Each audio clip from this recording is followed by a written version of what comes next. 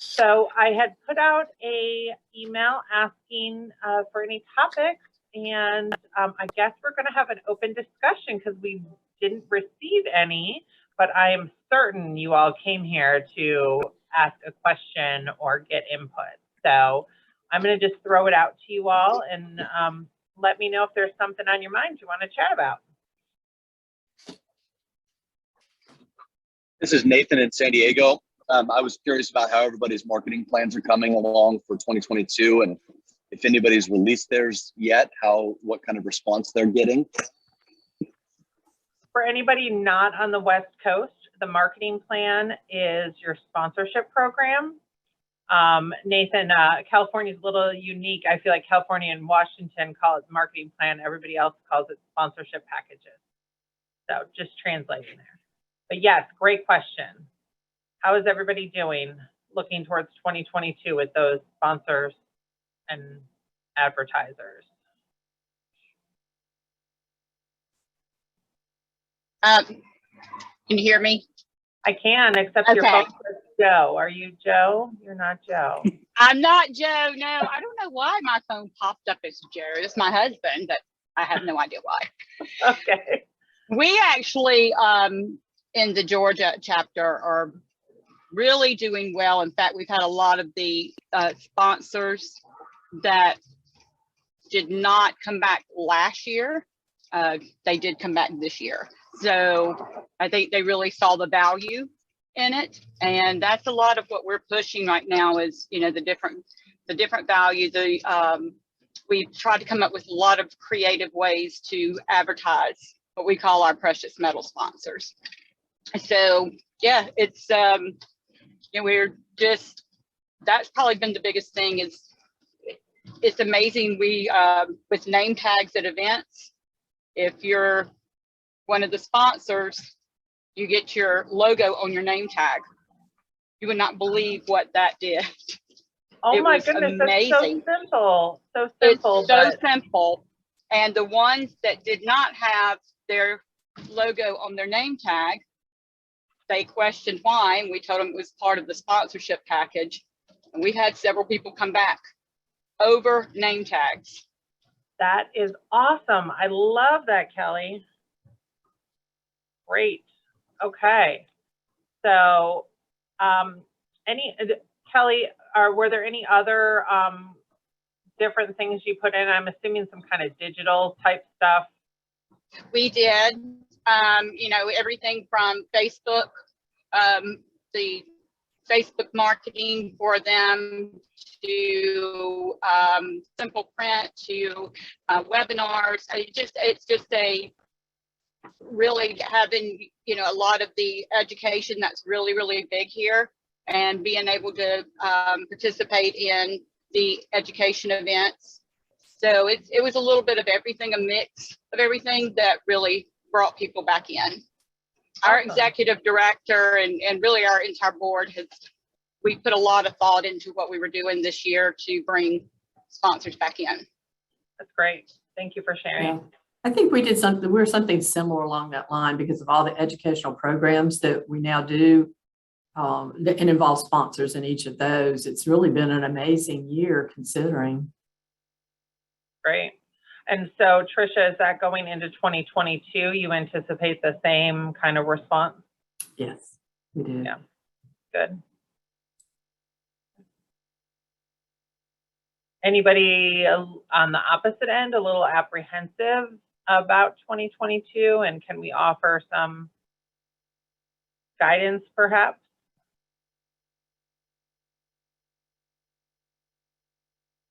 Okay. Nathan, I'm curious with your question, how is San Diego feeling going into 2022? I think we're feeling really optimistic. We've a lot of excitement and interest. Everything that we've done this year has been very foundational, a lot of structural behind the scenes policies and procedure development. We have a new executive director this year, and so she's got her feet wet and is really diving in. We don't have our sponsorship packages marketing plan released yet, which is, it's kind of frustrating to me, but we're still earlier than we've done it in years past. So I'm not complaining. I guess I kind of am, but anyways, we're excited about it. Everyone's working on their budgets for next year, and so I'm pushing hard to get it done before Thanksgiving, so that we have all of December to, push those sponsorship opportunities. Yeah, my sense is from talking to the executive directors as well, that everybody's maybe about 30 days behind where they typically have been, just to kind of see where things are going and make sure they have just the right package and information to put out there. So I don't think, Nathan, you're unique in that. Okay. Ian, did you have something to add? Yeah, I just wanted to just add, we had our last luncheon for the year yesterday in our annual meeting, and the sponsorship packages and the marketing dash sales are strong for 2022. Our golf tournament has been on a wait list for a number of months. The trade show was a huge success. The new member breakfasts, so things are rocking, really, really well. The only thing that we've struggled with, and I think it's just due to habit and human nature, is the attendees at the actual luncheons are down. So I challenged the 50 in attendance yesterday. What are we going to do about it? And I said, well, I'll lead by example. What I'm going to do about it is, instead of coming solo to the luncheons next year, I'm going to bring a guest. So if everybody brings a guest, then our numbers will be back to, where they're at. And just while I'm on that, I've enjoyed the forum. I think this has been an excellent forum, Crystal, and thank you to all the chapter presidents that participate. But I had the pleasure of handing the president's gavel over to Terry Murphy, who will be joining you either next month or in the new year. So I handed him the gavel and the big fat paycheck with a bunch of zeros on it for his volunteer time. So and Terry is on the line as well. So welcome, Terry. Oh, Terry, are you on? Is Terry on? He is on. He's muted right now. Well, you don't have to unmute, Terry. I've already introduced you, my friend. Okay, very good. Thanks you very much, Ian. Gina. Just on that note, Crystal.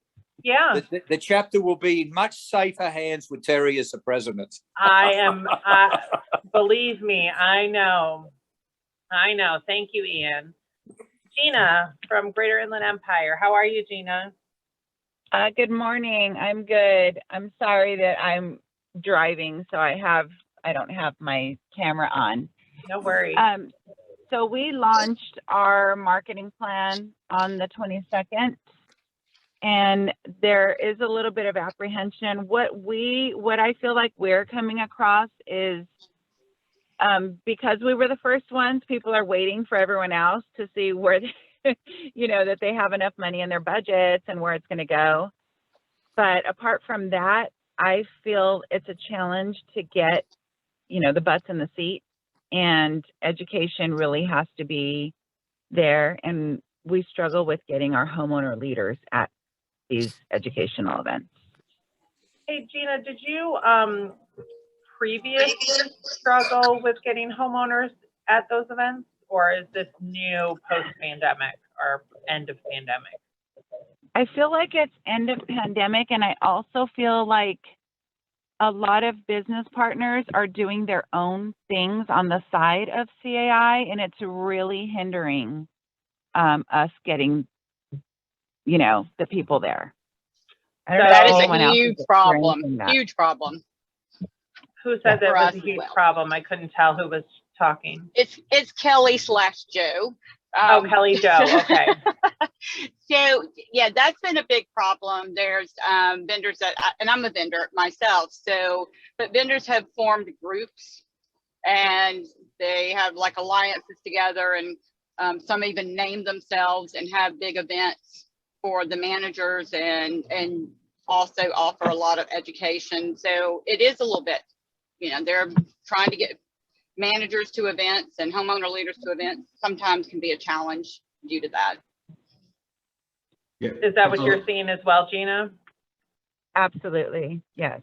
Crystal, this is Robert DeNicola from Orange County. As you know, we're right next to Gina. Gina and I know each other well. Yeah, that is a huge problem we're having. And I've raised this in this forum before, and I think we even touched on it at national. But that's a real big problem, I think, in terms of what is the future and how do we stay relevant as an organization when the question is, why are they doing that? What is it that they're getting out of it that we can't provide? Or do we need to change what we're offering? Because, when you've got, like we do in Southern California, we have 5 chapters and 5 marketing plans. And not everyone has a budget to support 5 chapters, and we're all members of multiple chapters. And that's a real tough challenge, I think, for us. And Yeah. in Orange County, we're not having as much of a struggle, I think, as Inland Empire is in terms of getting people to luncheons, but the other events are down for sure. Even luncheons are down. I mean, we used to have luncheons where we would have, the average luncheon was around 400 people, and we're in the 225. Jill, are you okay? I still see Jill Robinson. She's on mute, but she's like, 400 people. Yes, it's a different market for sure. Well, I do. Kelly, you're breaking up. So can we come back to you when you're maybe in a better area? Okay, we're going to come back to Kelly. Is there any way we can mute Kelly for a moment? Okay, thank you.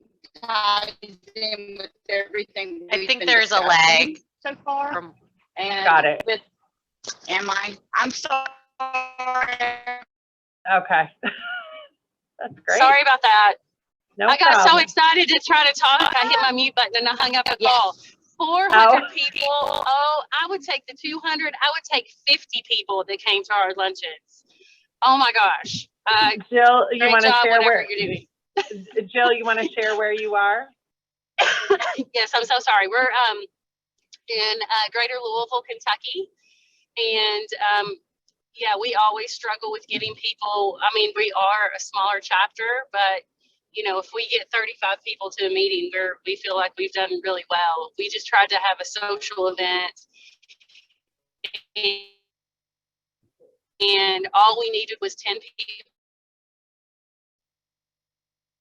to come, and the struggle is here as well. Okay, even for 10 people, yeah. Yeah, 10 people was the minimum we could have at the at the venue to still continue to have it. And per usual, it was only the board members that signed up, and this time not even all the board members. So That's unfortunate. The other issue we're having along the same lines is getting people to show up for the CLTP programs. Right. That is unique. That program is unique to Orange County. So Okay. Can you share, Robert, what that is? The CLTP is Community Leader Training Program, I think is what it stands for. Yeah. And it's a series of courses designed for volunteer homeowners, educational courses just for them. We used to do them pre-pandemic. We used to do them in the evenings. I think Inland Empire has some similar courses, Gina. They used to do them on the weekends. And we used to get somewhere, there was a series of, I can't remember, Crystal, you may know, 7 or 11 courses. I can't remember off the top of my head. 7, I think. And a variety of things like community association law, reserve studies, insurance, just a variety of various issues. And we get 25, 20 people to those, and they would sign up for the course. It was held once a week or once every 2 weeks. I can't remember now, starting in September. But we're struggling to get those put on now.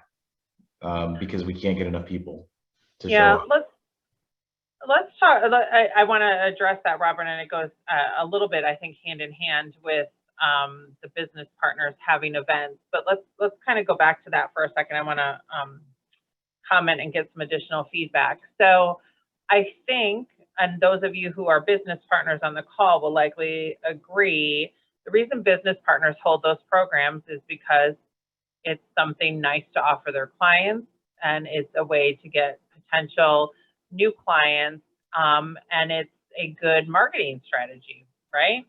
But they can also offer that for free. And at the chapter level, there's costs involved, even if you have sponsorships. And free, you want to be able to provide, you know, show value, especially if you have continuing education credits for managers, et cetera.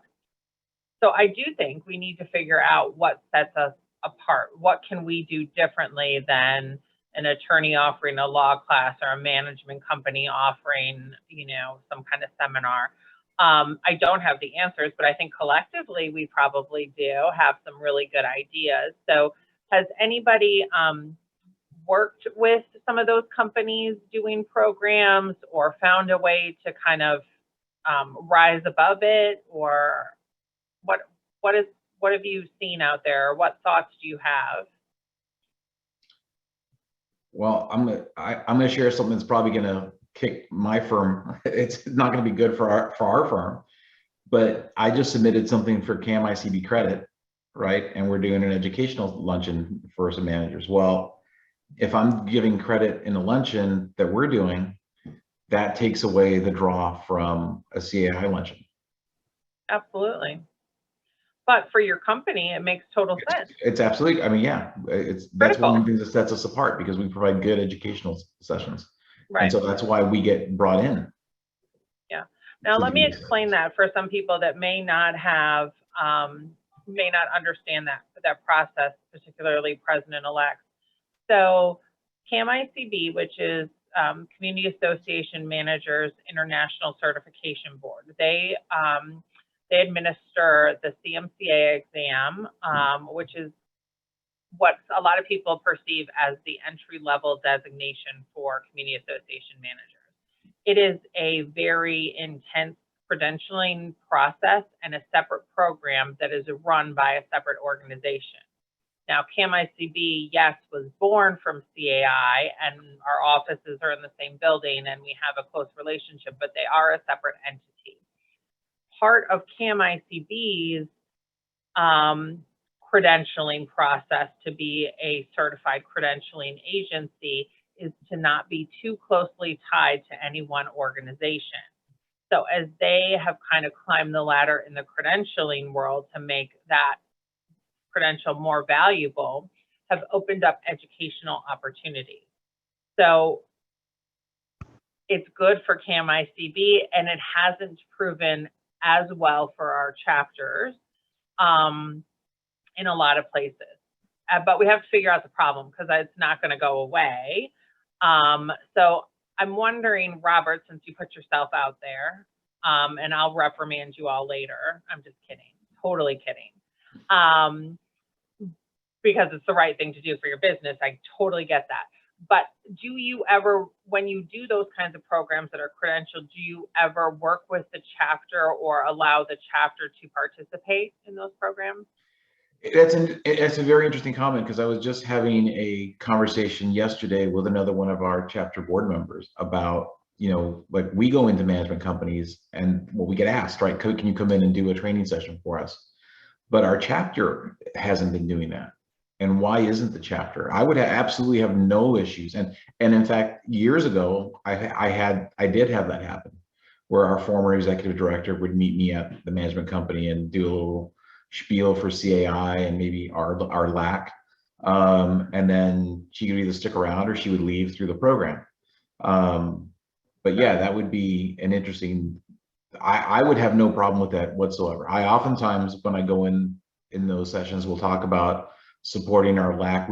I don't know if that's nationwide, but we do a buck a door program, support the LAC through a buck a door. A lot of them do. Yeah, I will talk about that, because like, for example, right now I'm in the middle of what I call the legislative update tour, where I'm going around and doing legislative updates for various management companies. And part of that, I serve on the LAC, and I talk about the LAC and why it's important for management companies to support it and get their boards to support it.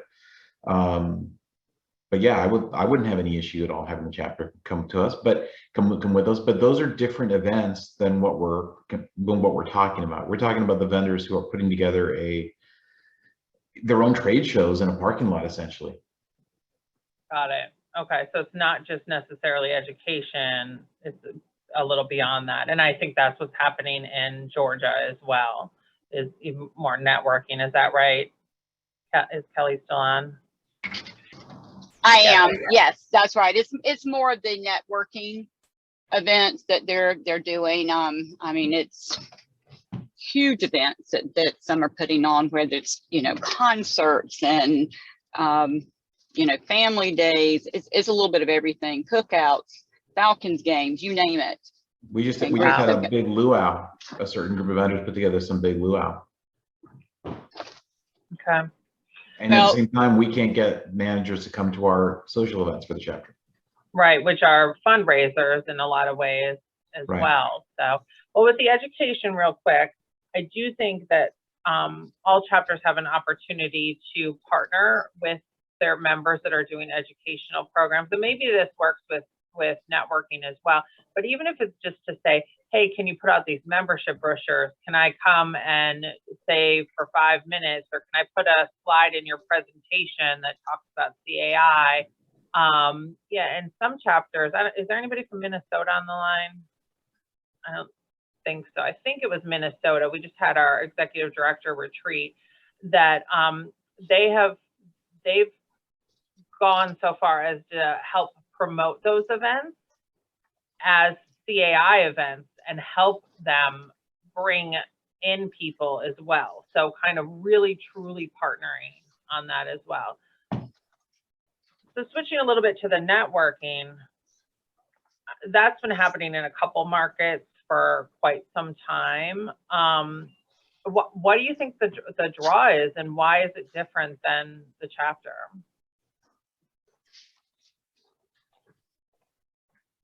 Is anybody else besides Robert in Orange County and Kelly in Georgia having this issue? Well, Gina raised it in Inland Empire. Gina. I know San Diego. I talked to Amber in San Diego. I know San Diego's having, I mean, all of this in the Southern California area. California market are. Yeah. I think in Florida, Emily, it's more education, or is it also networking? I think it's both, but a lot of education. A lot of education. Okay.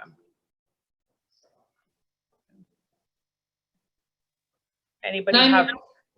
Go ahead, Emily. I was just going to say, I'm hearing from chapters now, you know, for a while they were trying to really fight it as far as, and just, you know, stew over it and be angry about what was happening. But, you know, at some point, some of the chapters had said, listen, we're not going to stop them. Because what Crystal said, it makes a lot of sense for their business models. So they are doing what Crystal mentioned in the education and seeing how they can join them and partner and, you know, be able to share CAI. So I'm seeing that a lot more, but I'm also seeing them take the opportunity to do an analysis and say, why are those events appealing to our members? Why is it that they can get however many people, you know, and we're struggling? So I've seen them also open up conversation and then be able to do a, you know, reflect on their own events and education sessions.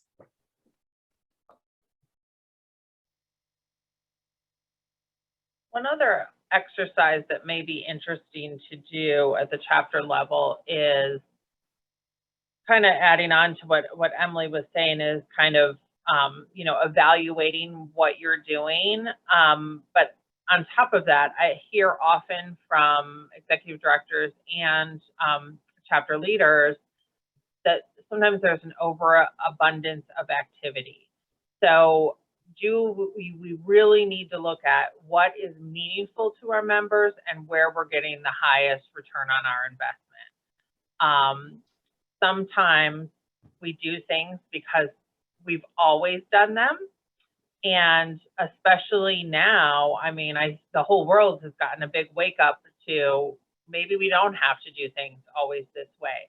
And I still hear people trying to add without taking away. And some, you know, some of those larger events that maybe our business partners are having, they're probably not trying to do that and a luncheon and a golf outing and a this and a that in a relatively short period of time. So maybe that is one way to kind of look at it and really focus on what separates the chapter from whatever else is happening in your market. Thoughts?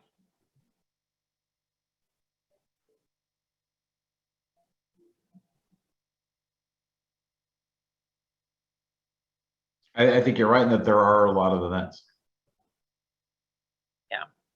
I think we may do an activity like this, Robert, when I see you next month. Well, this is, I'll talk to you, but I do have some ideas for that, but this is definitely one of the items for discussion. Got it. Okay. I'll do a little plug for that now since I mentioned it. So yesterday I got a very exciting email from the executive director of the Orange County chapter inviting me to attend in person for a board strategic planning session. And it's the first time I've done one in almost 2 years in person. Virtual is great, and some of you, we've had some amazing sessions, but I have to say I was very excited to look at flights to make a little trip. So as we're going into 2022, that is something the chapter team does offer, is coming out to do strategic planning. We can do it virtually as well. There's opportunities that I think it makes more sense to do it virtually, and sometimes it makes more sense to do it in person. But if you're looking for somebody outside of the chapter to facilitate a session, we are happy to talk with you about that. All right. I'm going to move back up in the chat. Trisha, you had asked about CAI programs for 2022. What specifically are you wanting to know about 2022 programs? I have a manager that's ready to do her PCAM case study and reached out and couldn't get any dates on when that was going to be. Her goal was to do it early in the year 2022 so she could attend, I think, what would be the May new date for the annual conference. Right. So she's on a fast track and would like to accomplish it, but we just couldn't seem to get information. Okay. I will try to get some information for you, but I'll tell everybody kind of where we are with our education programming. So managers, I'm sure, know about our PMDP courses, which is Professional Manager Development Program. Those are the courses managers take to earn their designations, along with some testing and a very extensive case study paper to get their PCAM. So we used to hold between 150 and 200 courses a year in person pre-pandemic around the country based on requests from chapters. That came to a screeching halt in March of 2020. And we transitioned everything over into virtual, trying a couple different platforms, landing with Zoom. And we've been getting phenomenal attendance from around the country, and really have made those programs something people really get a lot out of and enjoy the format. So we're going to continue those online programs. We did also do the case study virtually a couple of times, which was extremely different and challenging for our staff team, but they pulled it off well. But we are looking to add back in-person programming. We had our first set of in-person programming in October here in Virginia because the cost was priced well since it's in our building. So we tested that and we had a small attendance, but we still had people interested in coming out. And we're going to be looking to do that. We're kind of moving very slowly back into in-person courses because we want to make sure that it's cost effective for everybody. So, but the case study, I'm not sure, Tricia, if they're going to be doing that in person or virtually before conference, but I will find that out for you and get back in touch. Also on that note of the classes is pre-pandemic, those chapters that hosted courses received a percentage of the revenue from those courses, but it didn't matter if Tricia from South Carolina went and took a class in North Carolina got commission off of that.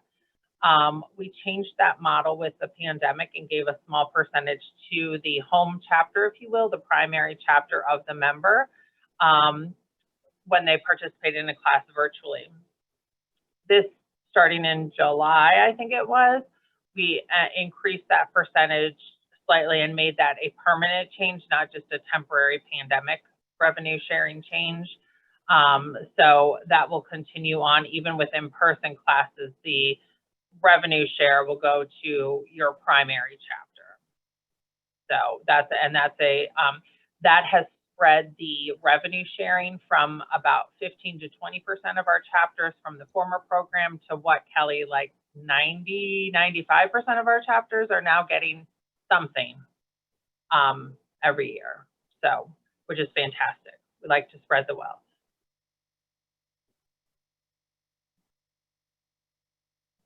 Okay. Also 2022 programs, just to give a little promo for our major events. We have our law seminar in La Quinta, California, which is Palm Springs, for those of you outside of the area. It's a beautiful resort. That's February 10th through 12th. Targeted for attorneys, but a lot of experienced managers and insurance professionals attend that event as well. And then our annual conference is in Orlando, Florida, and that will be May 4th through 7th, 2022. So we look forward to seeing you all at one or both of those events. And Emily put the link in the chat if you're interested. All right, what else is happening out there in your area?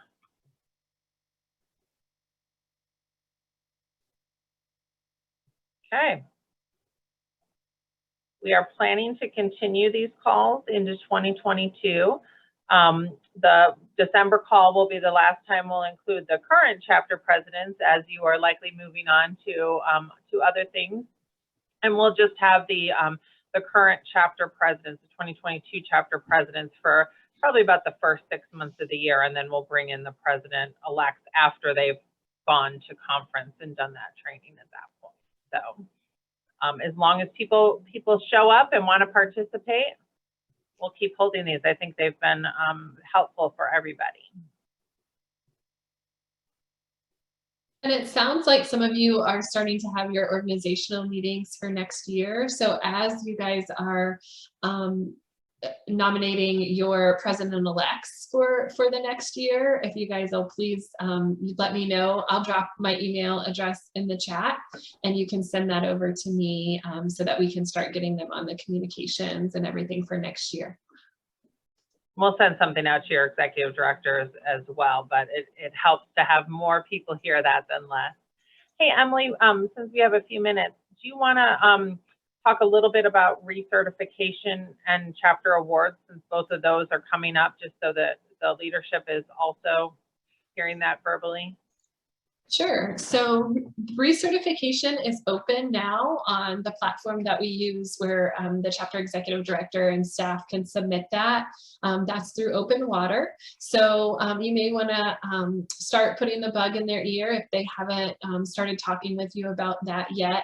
For those of you who are familiar with recertification, or those who may not be familiar, these are just basic things that we're looking for.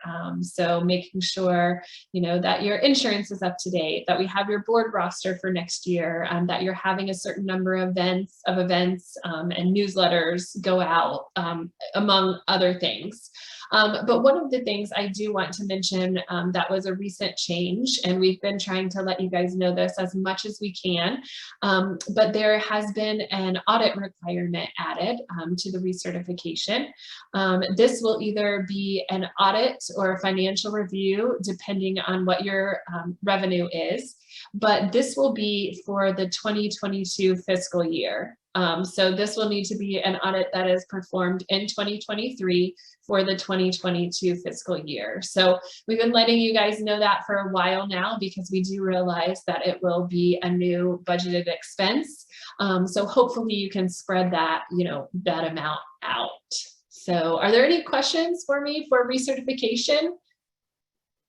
The executive director will be coming to you to sign the paperwork saying that you guys are good to go. So,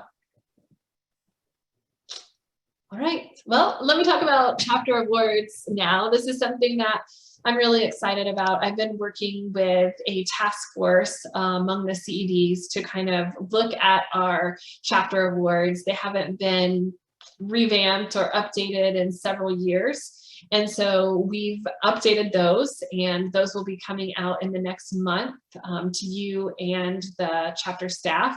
So be thinking about things that programs or things that you've done outside of the box that you can submit an award for this year. Also start thinking about the CED of the year and the Rising Star. Those nominations will come from you all. So if you have your CED that you want to nominate, just be thinking about that, and we'll let you know coming up how to submit for that. Great, thank you, Emily. You're welcome. And Terry put a question in the chat: as we add new members to our boards of directors, how do we get them interested in CAI? Are you talking on homeowner boards, Terry? Yes. Okay, great. Okay, so CAI is the membership for the homeowner leaders is up to 15 board members. So if there's additional people that are interested, we can add them at any time. Emily, can you pop in the chat the address changes, email address? We have an email address that we use for address changes, but also changes to membership. So you can just send their name and their email and what membership, what association, and we can add them on. Now, having said that, we don't want to add people on just for the sake of adding them on. We want them to truly be interested. So we do periodically kind of audit those to make sure that we're not, that the people that are on there are actually people that are on the board or in a leadership position and want to receive the information. So does that answer your question, Terry? I'm looking more for the personal touch for those of us who are active. What ideas do we have to get your butt out of the chair and come to the meeting with us? Got it. So not just receiving the information, but actually getting to the stuff. So anybody have any advice for Terry on how to get additional homeowners to program?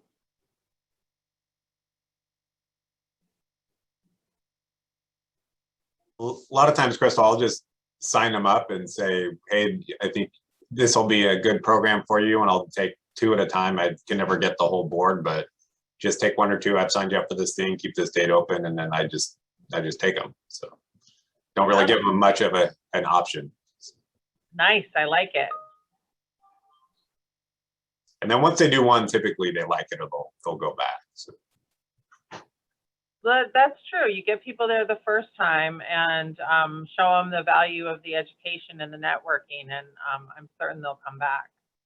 That also, Ian has jumped off, but in Arizona, his idea of kind of challenging everybody to bring a guest, I love that idea, because that just makes it more beneficial for everybody in the room. So that's another strategy to try as well. I think, Terry, just giving them a little taste, whether it's, in person or even some of the online information, and maybe playing to whatever their interest is. So if they're a treasurer, you know, if there's something about reserves or something like that, that maybe that interests them, that you can kind of draw them in that way. Appreciate the input. Thanks, Kristen. Of course. Okay. Any other topics before we close out for today?